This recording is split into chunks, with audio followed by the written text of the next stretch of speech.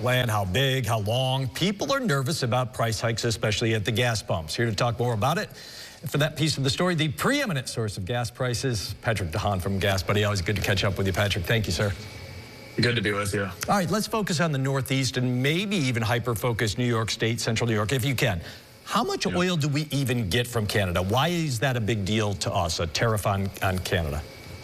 Well, prior to the years of U.S. domestic oil production now reaching records, I mean, prior to that, Canada was one of the largest suppliers, a very reliable partner right on our doorstep. And so many of the nation's refineries were set up to process oil from Canada. In addition, a lot of the interior nation away from waterways had no source of oil. Canada was it.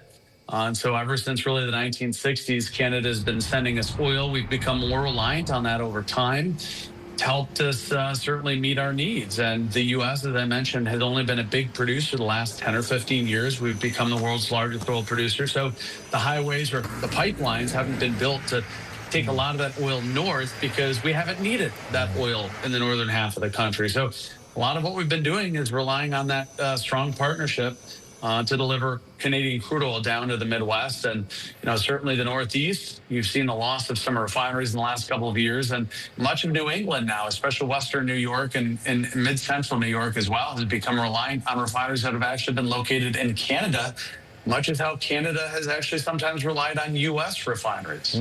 Patrick, this is what everybody wants to know. As of the moment, your best guess of the impact of tariffs for us at the pumps? Yeah, it's going to be a volatile situation whether or not these tariffs go through or how long they may last. But I do expect that if they are written as they are today, a potential 10% tariff could amount to a potential 20 to 30 cent a gallon impact. That would extend to gasoline, diesel, jet fuel, home heating oil, propane, kerosene, really across the board. Because much of Western New York and Central New York rely on refined products from Canada. Meanwhile, much of the Midwest, Great Lakes, and Rockies rely more on Canadian crude oil that processes into U.S. refineries. Got about 30 seconds left. Give us an idea. How quickly would prices go up, and then how fast could they come down if those tariffs come off? Well, it could be rather immediate. In fact, some refineries in Canada have already started warning customers because this is a refined product, it doesn't need to sit in tanks for weeks waiting to be refined. So if the tariffs are implemented, we could see impacts within a week or two.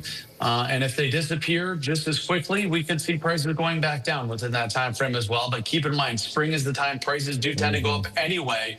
So what goes up may not fully come back down because of the seasonal nature of prices. Patrick, we always appreciate your time. I know you'll be watching closely. Thank you, sir. We'll talk to you probably soon. Sounds good. Thanks for having me.